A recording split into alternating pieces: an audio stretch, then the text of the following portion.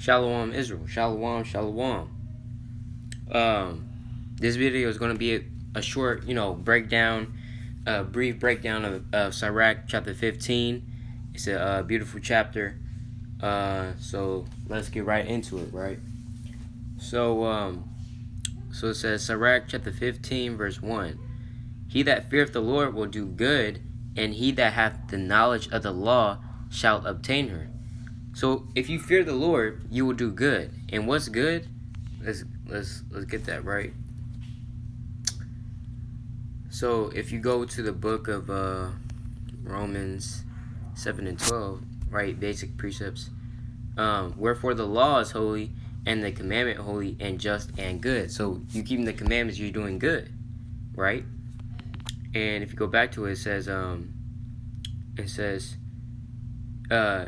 when you fear the Lord, because when you fear the Lord, you have wisdom, right? Pursuant to Job 28 and 28, right? So if you fear the Lord, you understand that if you don't keep His commandments, you'll be under curses, and you'll be under curses, right? And he that hath the knowledge of the law shall obtain her, right? Verse 2, and as a mother shall she meet him and receive him as a wife married of a virgin, right? Let's get that right, because in Proverbs it also talks about that, right? The book of Proverbs, 9th chapter, right? Because wisdom is known as a feminine spirit in the scriptures, right? Right. Let me read this. Proverbs chapter 9 verse 1. Wisdom hath builded her house; she hath hewn out her 7 pillars. She hath killed her beasts; she hath mingled her wine; she hath also furnished her table. She hath sent forth her maidens; she crieth upon the highest place of the city. Whoso is simple, let him turn in hither. As for him that wanteth understanding, she saith to him. So wisdom is out there, and she's calling the elect, right? She's calling the elect of Israel to come and receive understanding, right? Come, eat of my bread and drink of the wine which I have mingled, right? And this is not actual bread, it's not actual wine, but it's wisdom and knowledge and understanding, right? Forsake the foolish and live, and go in the way of understanding, right? Right. So it says in Sirach 15 and 3, with the bread of understanding shall she feed him, and give him the water of wisdom to drink, showing you that wisdom, or water, and bread is known as wisdom in the scriptures, right? Because bread is referred to as many things in the scriptures, right? If you go to Proverbs, let me see, Proverbs chapter 20, verse 13, it says, love not sleep, lest thou come to poverty. Open thine eyes, and thou shalt be satisfied with bread, right? Now this is twofold, right? If you're in sleep, you're in the darkness, and you don't know what's going on, right? You don't have the knowledge of the Most High. You're not keeping the law. That's when you're asleep, right? You don't know your nationality. But if you open your eyes, and it says, and thou shalt be satisfied with bread, you're going to be satisfied with this wisdom, right? Let's go to Isaiah chapter 52 and 1. Right? This is what I want. Right, because, alright, Isaiah 52 and 1, showing you that sleep is being in the darkness and all that. Awake, awake, put on thy strength, O Zion, put on thy beautiful garments, O Jerusalem, the holy city. So basically, the Lord is saying, look, awake, awake. Awake out of what? Awake out of that deep sleep that we're put in. Right? Because in the book of Isaiah, 29 and 10, it says that it says, "For the Lord hath poured out the spirit of deep sleep," right? On who? On us. "And have closed your eyes, the prophets and your rulers, the seers have he covered." Right? So we can't spiritually see. We don't know our nationality, we don't know what our language, we don't know where we come from, right? That's why in Matthew 15 and 24 it says, "But he answered and said, I am not sent but unto the lost sheep of the house of Israel." Because Israel is lost right now, right?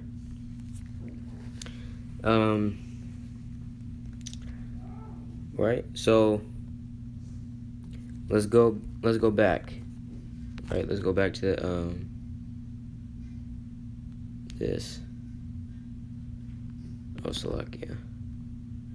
Sirach chapter 15 and verse 4. "He shall be stayed upon her, and shall not be moved, and shall rely upon her, and shall not be confounded. She shall exalt him above his neighbors, and in the midst of the congregation shall she open his mouth." Right, so the wise man shall be exalted, right? Because of wisdom shall exalt us, right? Because if you go to Luke chapter 18 and 14, it says what?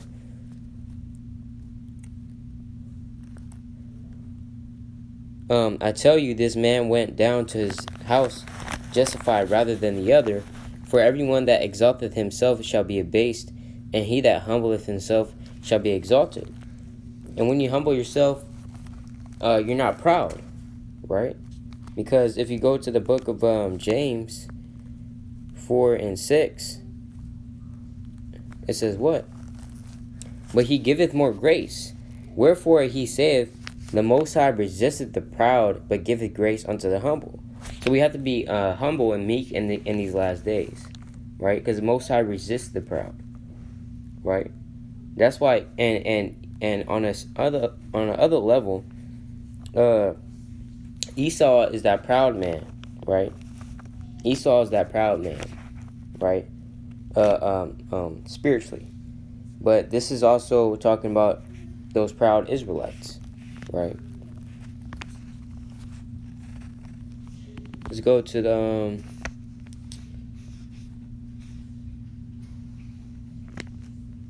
let's see. Let's go to Sirach chapter 13 and 23.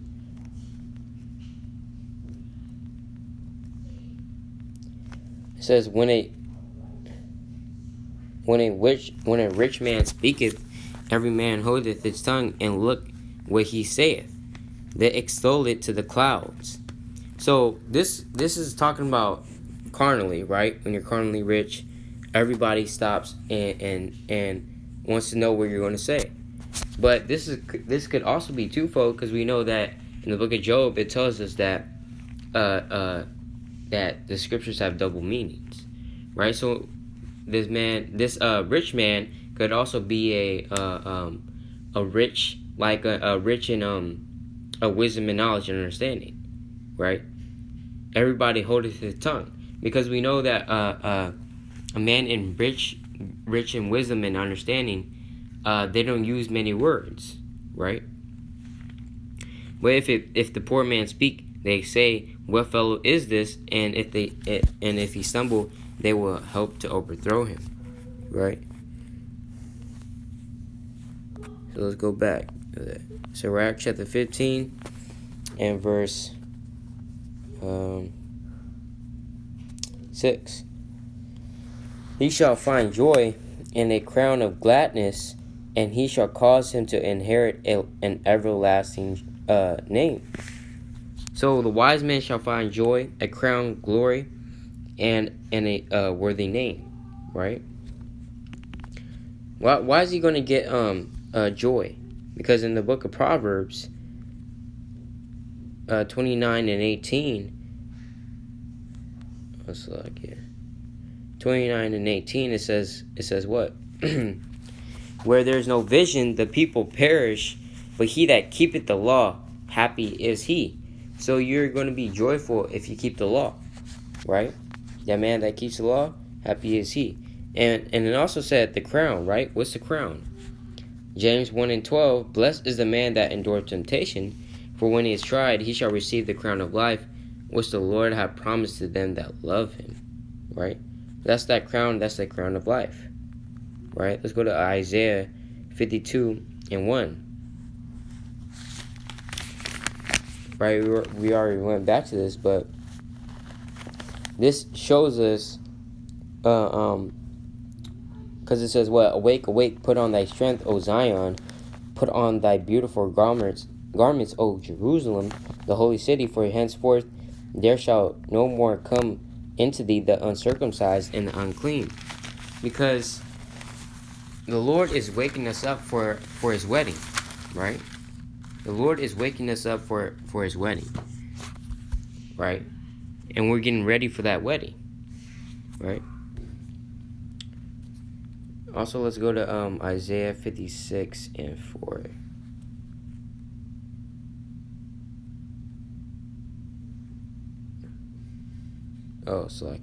Verse 5. Even unto them will I give in mine house and within my walls a place and a name better than of the sons and of daughters. I will give them an everlasting name that shall not be cut off. So that's that everlasting name. Sirach chapter 15:7. But foolish men shall not attain unto her, and sinners shall not see her. Right. For she is far from pride, and men that are liars cannot remember her. Right, because wisdom, she doesn't deal with powerful men, right? Verse 9, praise is not seemly in the mouth of a sinner, for it was not sent him of the Lord. For praise shall be uttered in wisdom, and the Lord will prosper it. Right. Let's keep reading. Say not thou, it is through the Lord that I fell away. For thou oughtest not to do the things that he hateth. Say not thou, he hath caused me to err, for he hath no need of the sinful man. Basically, don't cast all your faults onto the Lord, right? Don't blame the Lord for everything, right? You can't do that, right? You can't blame your fault onto someone else, because we have to take the blame, right? Pursuant to Genesis, when Adam, let's get that real quick. Adam, he blamed Eve, right, his wife, when the prophets said, "What doest thou?" When he ate of those philosophies, right? Genesis chapter 3 and verse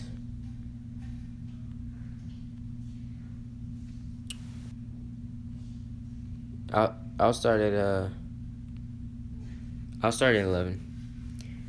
And he said this is the prophets talking to basically, because the prophets are the voices of the Lord, right? And he said, who told thee that thou was naked? Hast thou eaten of the tree whereof I commanded thee that thou shouldest not eat? And the man said, the woman whom thou gavest to be with me, she gave me of the tree, and I did eat. Right? So Adam just blamed his fault onto Eve, right? And Mosai says that we can't do that, right? Sirach chapter 15 and verse 14. He himself made man from the beginning and left him in the hand of his counsel. If thou wilt to keep the commandments and to perform acceptable faithfulness, right? We always got to keep the commandments, right? Ecclesiastes 12 and 13, John 14:15, right? Revelation 22, when it says, "Blessed are they that do His commandments," right? Sirach 15 and 16. He hath set fire and water before thee. Stretch forth thy hand unto whether thou wilt. Right? Choose one. Right? It tells you in the next verse, 17, before man is life and death, and whether him liketh shall be given him. Right? So if you're going to choose life or you're going to choose death. Right? Because life is to be spiritually minded, pursuant to Romans chapter 8. Right? And to be carnally minded, what? Is death. And it's enmity with God. So if you're spiritually minded, you got life and you got peace. But to be carnally minded is death. Right? And also death is sin. Because in Romans 6:23 it says, for the wages of sin is death. Right? So you're going to choose to keep the commandments, or you're going to choose to sin and die. Right? Verse 18, for the wisdom of the Lord is great, and he is mighty in power, and beholdeth all things. Right? Because you can't hide anything from the Lord. And his eyes are upon them that fear him, and he knoweth every work of man. Right? Because in if you go to Psalms, if you go to the book of Psalms, chapter 33,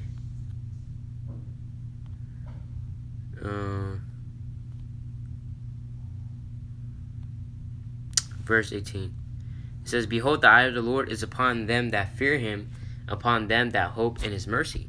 So that's literally saying the same thing. The eye of the Lord is they're angels, right?